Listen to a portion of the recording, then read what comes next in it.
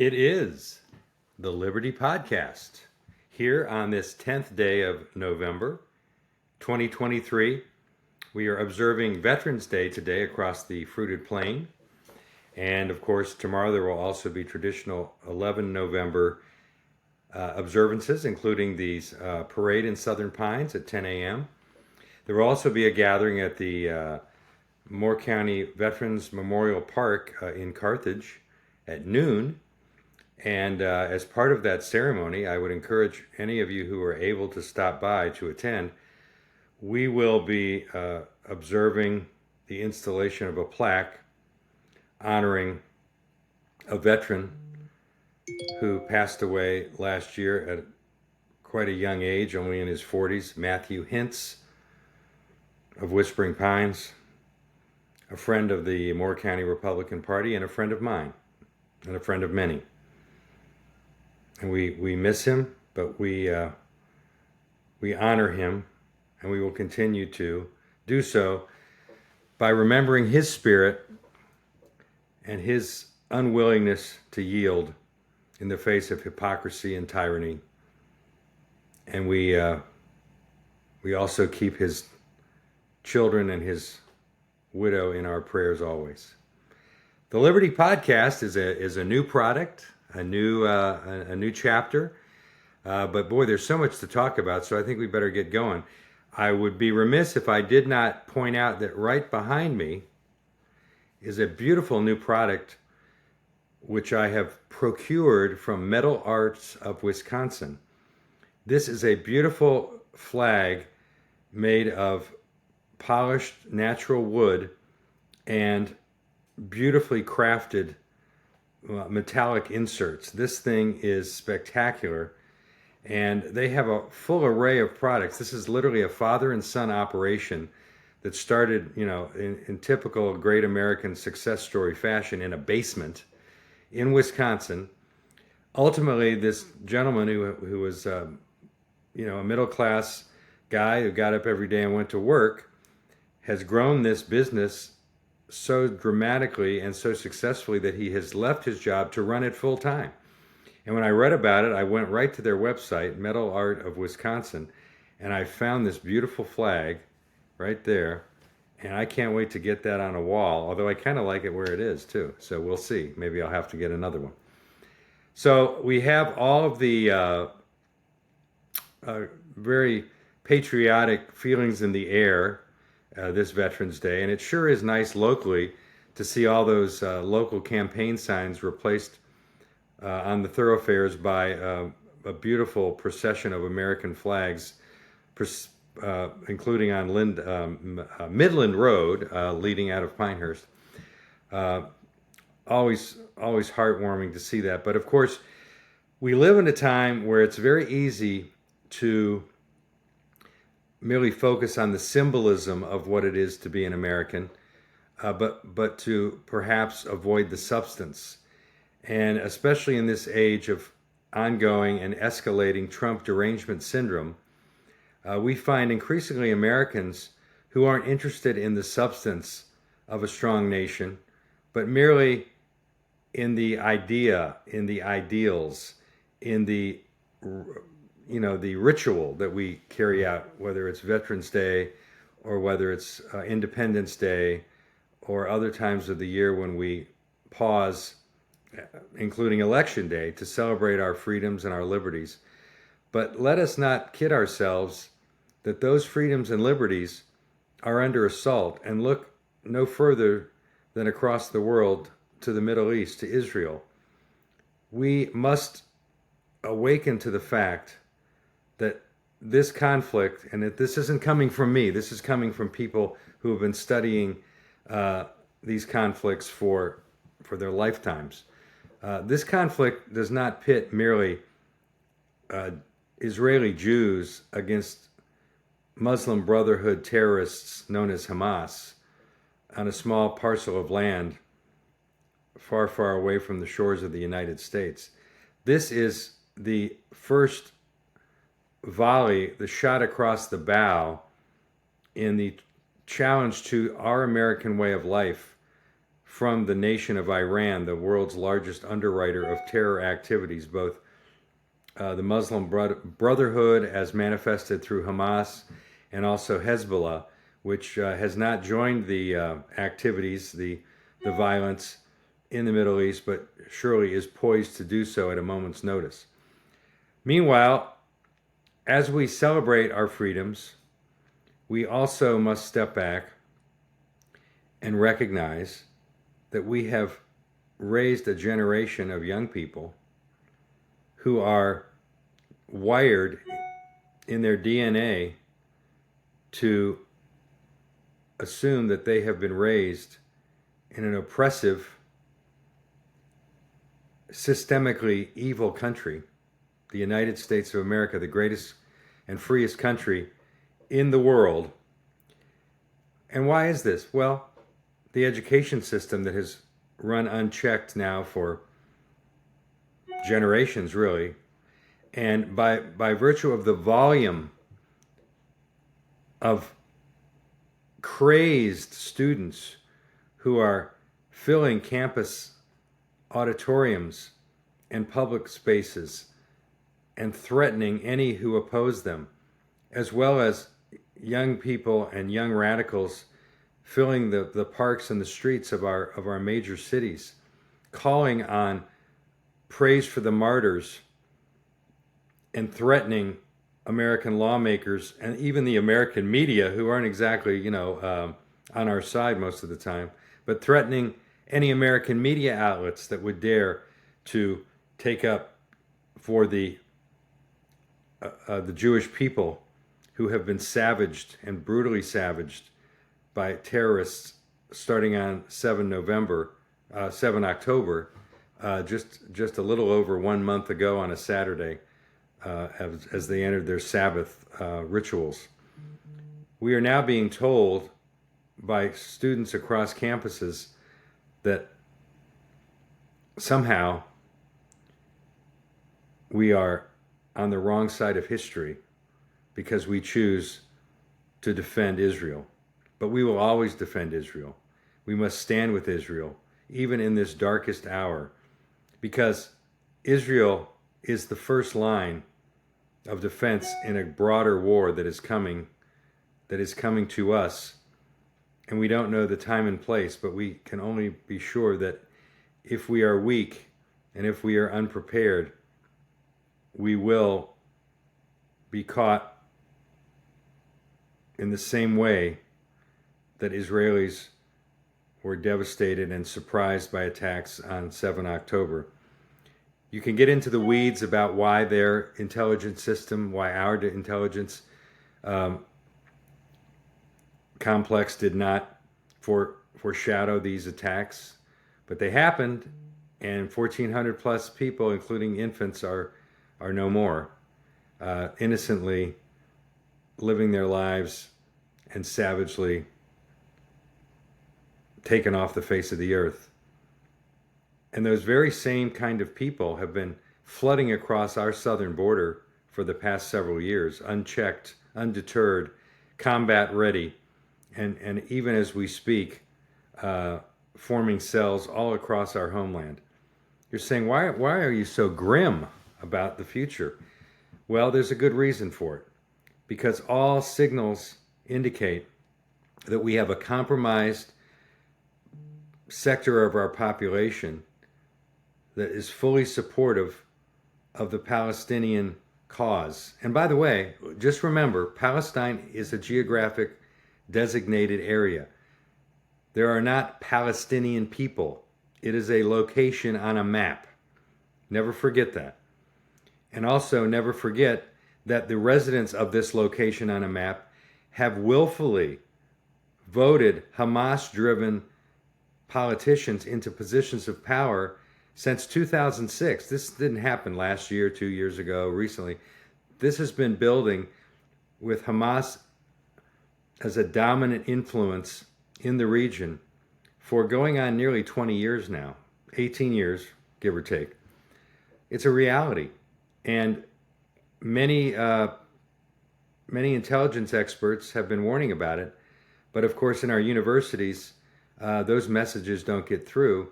And now we have Jewish students at universities of great renown and others more obscure who literally fear for their lives.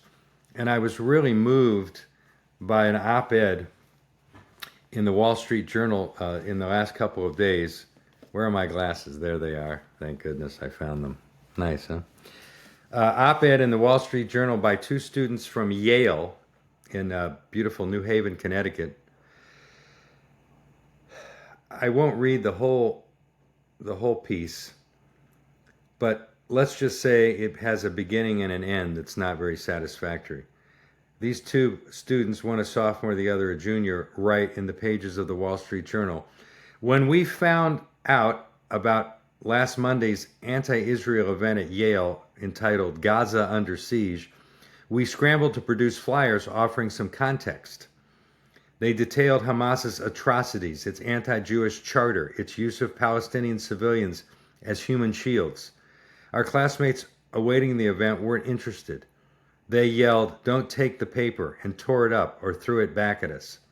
Then organizers refused us entry because we weren't registered, but waved others through who also weren't on the list. The lecture hall was filled, and we resorted to sitting outside and pressing our ears against the door to listen. What we heard was 2 hours of denial, lies, and incitement. Speakers referred to the atrocities of October 7th in the sanitized language of, quote, civilians killed, not beheaded, raped, or kidnapped. They called the terrorist group militant, and one observed that, quote, violent resistance movements often emerge in colonized spaces. Nobody mentioned Hamas's charter call to fight Jews and kill them, but somebody asserted that Israel aims to, quote, inflict as much harm, damage, and death as possible, meaning as it retaliates with its assault on Gaza, which is certainly justified by all measures. Then they conclude, and I'll cut to the chase, after the speeches ended last Monday, we entered our hall. Our stomachs dropped at the sight of nearly 200 fellow students, some of whom we had regarded as friends, along with professors we had looked up to in esteem. We asked the moderator and two of the speakers if they were willing to denounce Hamas unequivocally. All three turned their backs on us. So has our university, Yale. This is one example of dozens of scores from one coast to another across this land of ours. And we have to wake up to the reality of this. I had the privilege of attending a panel of foreign policy experts here in Pinehurst just yesterday on November 9, including Robert Wilkie, a longtime expert in U.S. security affairs and having held several posts in the State Department throughout his career. Also, Elliot Abrams, a decades-long observer and expert on foreign policy, and particularly in the realm of our policy toward the Middle East and our sworn enemies around the world. One of the things that they pointed out, and one of the panelists, and I won't venture to remember which one, but it doesn't matter. Over the past just several weeks, not years or months, several weeks, on U.S. military bases across the world, there have been to date 41 attacks sponsored by Iranian-backed forces. Now, the number is staggering enough, but more staggering is that we don't hear about it from our media, nothing to see here, and we don't hear any plan by our administration, by the Biden regime, to retaliate, to push back against these attacks. They just literally are taking the position that the United States took on September 11th, 2012, when our people in Benghazi were brutally assaulted and some of them killed, including our ambassador. They're standing back. They don't want to dirty their hands because, an election is coming, and we can't convey that America has enemies because America conveys weakness around the world under the Biden regime, but that's exactly what we do. Meanwhile, despite many matters of substance facing our country, the media is fixated on meaningless presidential debates, so-called debates. They're more like staged, produced television reality shows. We are also continue to be subjected to the relentless attempts to weaponize the legal system to bring down Donald Trump, not only his presidency, his presidential aspirations, but his businesses, to smear his children, including lovely Ivanka, who was compelled to testify in a New York courtroom earlier this week. So where is this all leading? Well, in addition to the continued attempts to destroy Trump and somehow make it impossible for him to run for president, which the polls, by the way, are telling us that smart people out there who see where we're headed and remember all of the things that were happening policy-wise under the Trump administration that were turning America around, empowering us around the world, giving us energy independence, and restoring our economy even after the unleashing of the coronavirus by communist China. All of those things that were so obviously trending in the right direction, we want them back. That's what the polls tell us. That's why the recent New York Times Siena College poll has Trump leading Biden significantly in 5 of the key swing states, my friends. This is not some 2-bit poll. This is a poll with substance. But now, of course, the mainstream media doesn't want you to know about it, even though it was published by the New York Times, the mothership of left-wing propaganda in this nation. They just don't even want their own results to be known from this polling.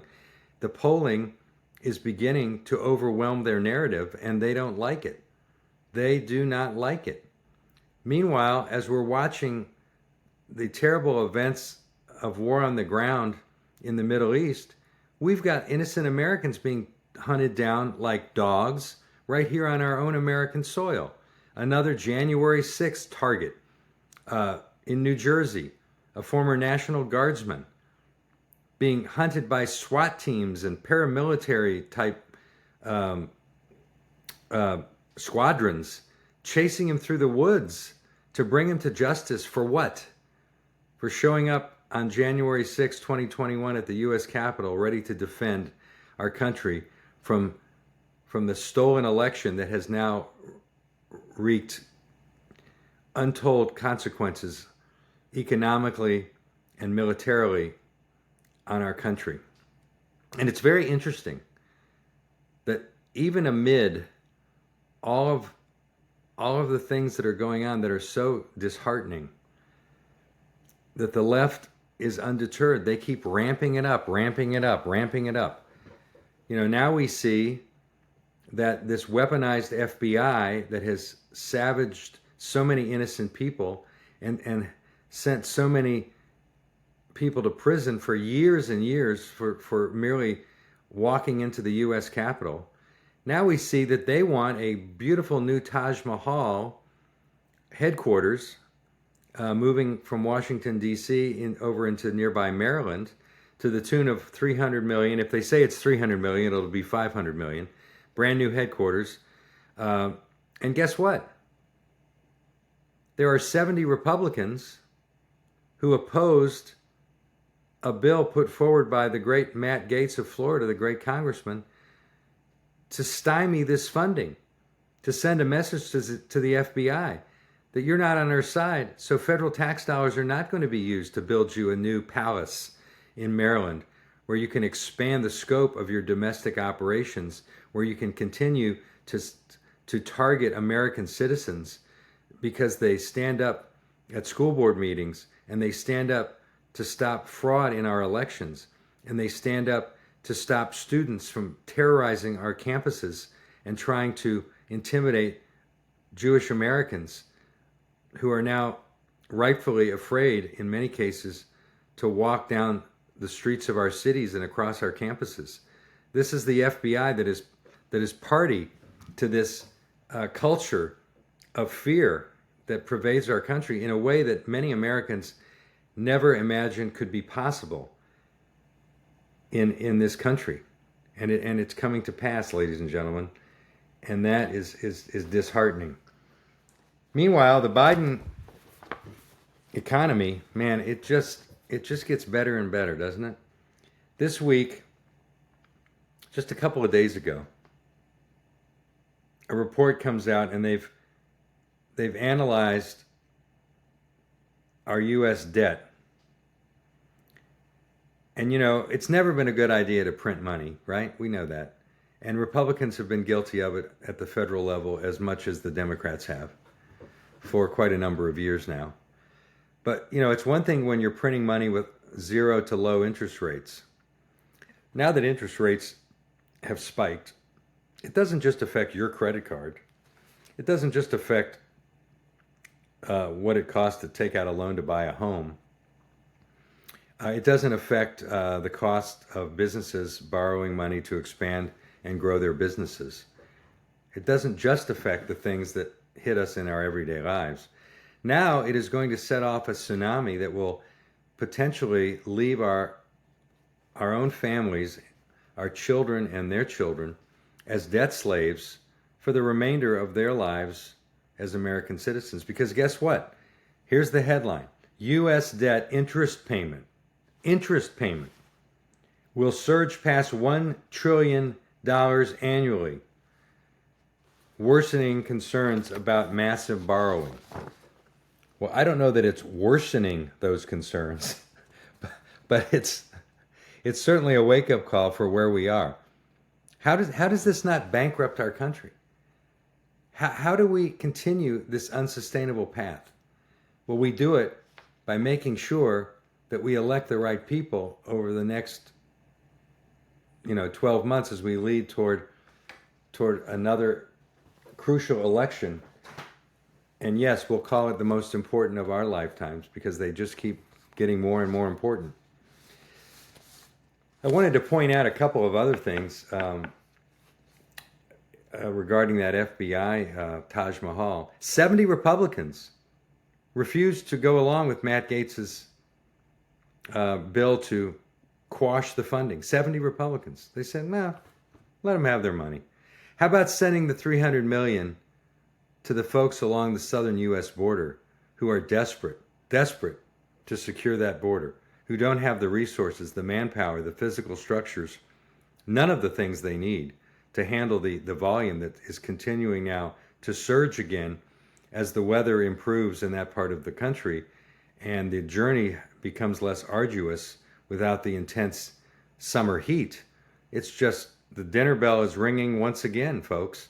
And there was a report within the past week by the great Ben Bergquam, who reports exclusively from the southern border for War Room, for Steve Bannon's live streaming program, War Room. The new tactic at the Tucson sector, where Ben was reporting from, is almost like a military outflanking maneuver.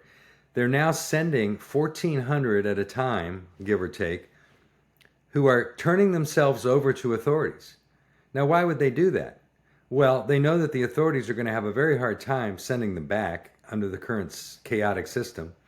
And meanwhile, the 1,400 who came in at the Tucson sector are running interference for hundreds more who come in behind them while nobody's looking. And they add to our 10 to 12 million of gotaways who are now roaming our land and entering our communities in numbers that are staggering. And the tipping point will come, and when it does, it's going to lead to, our infrastructure and our local taxpayer-funded services being overwhelmed by people who aren't even citizens of the United States. And this is where we are. And this is why it's so important to keep talking about the southern border. It's not getting better, and there's willful negligence on the part of the Biden administration, and for that matter, a lot of members of Congress. And so now that the U.S. House is back on course, charted by its new Speaker, Mike Johnson, I'm beginning to wonder when this crisis is going to be addressed in a more serious manner by Republicans who control the purse strings in the U.S. House. Because we're happy to have Mike Johnson and this new chapter for the House underway, but we're running out of honeymoon days here, and soon it will be time to start asking tough questions again.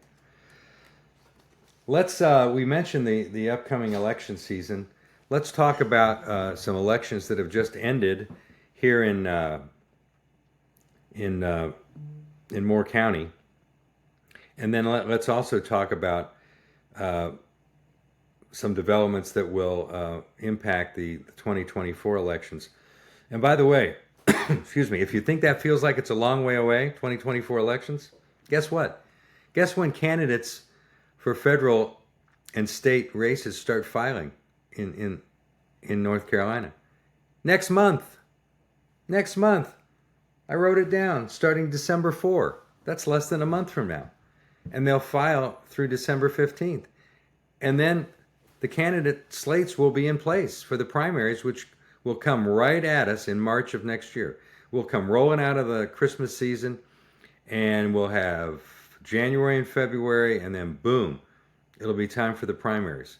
So literally, this election cycle is happening right now. It is underway.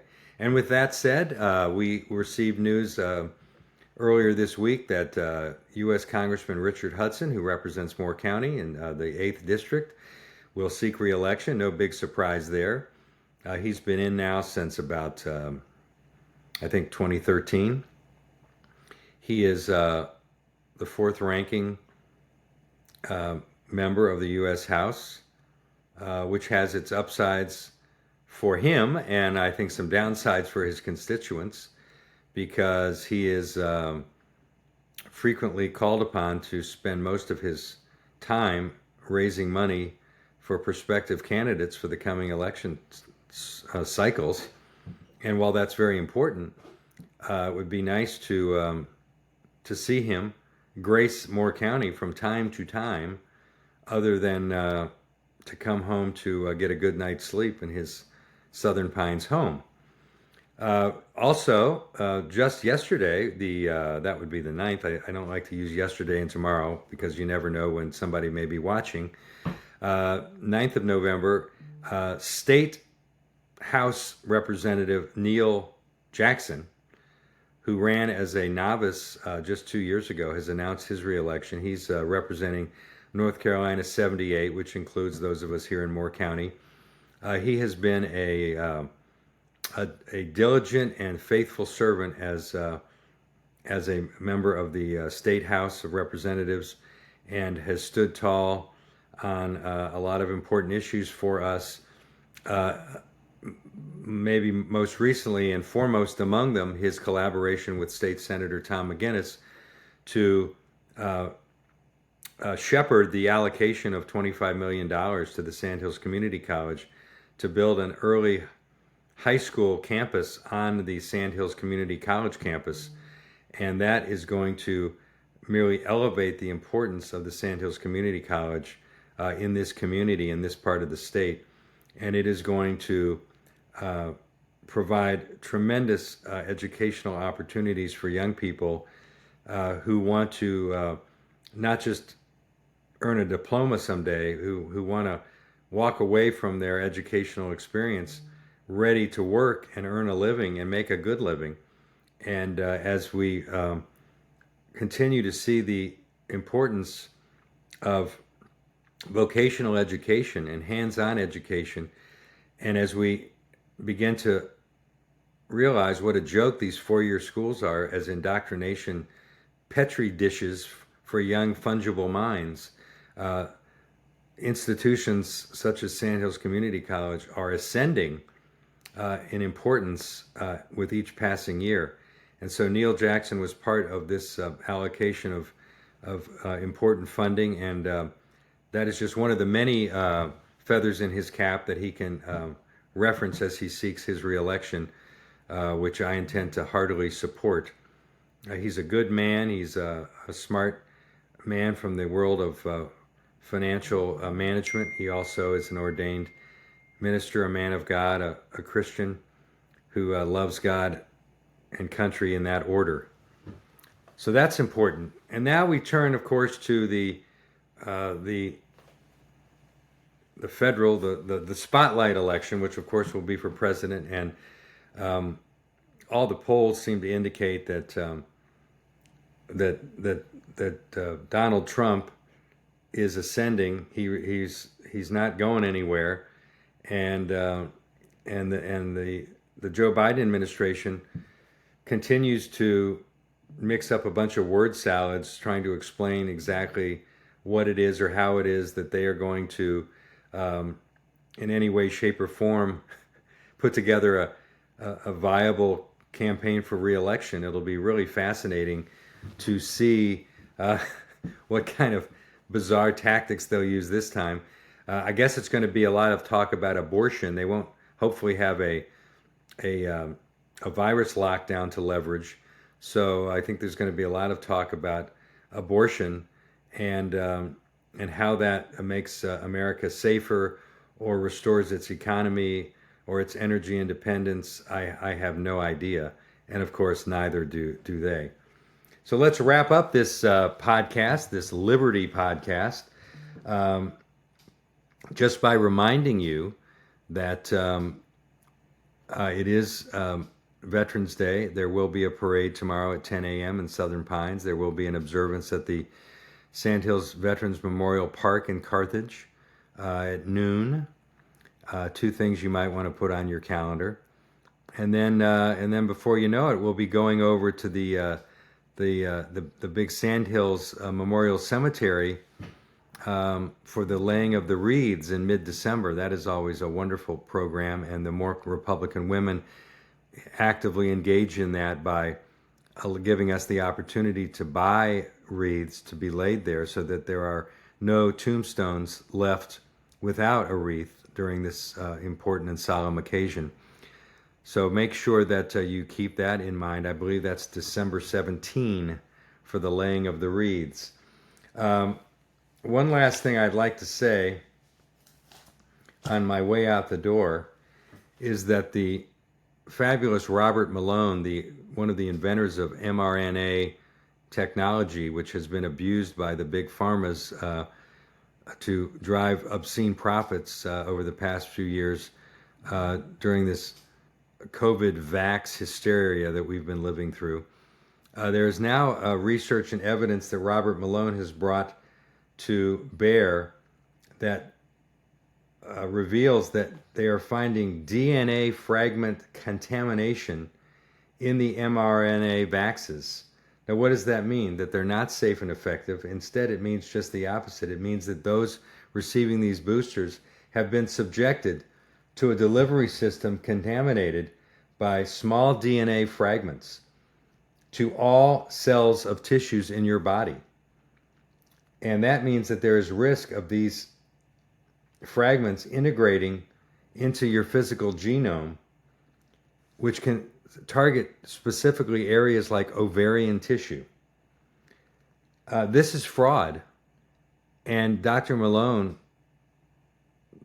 although it's very bad news, points out that it could in fact bring some serious legal consequences to people like Anthony Fauci and the purveyor of these unapproved experimental serums that people have been willfully allowing to be injected into their bodies, only to find out that they will provide them the specter of significant health problems in the years to come, and little or no protection from any future forms of coronavirus as that settles into becoming a seasonal phenomenon. Ladies and gentlemen, it has been a pleasure to welcome you into my world. A deer just ran by, so maybe one of the newly elected members of the Pinehurst Village Council can tell me, what are you going to do about the deer population? They want to cull the population of the town from people. There's too many of us here, they say, the newly elected mayor and town council members of Pinehurst.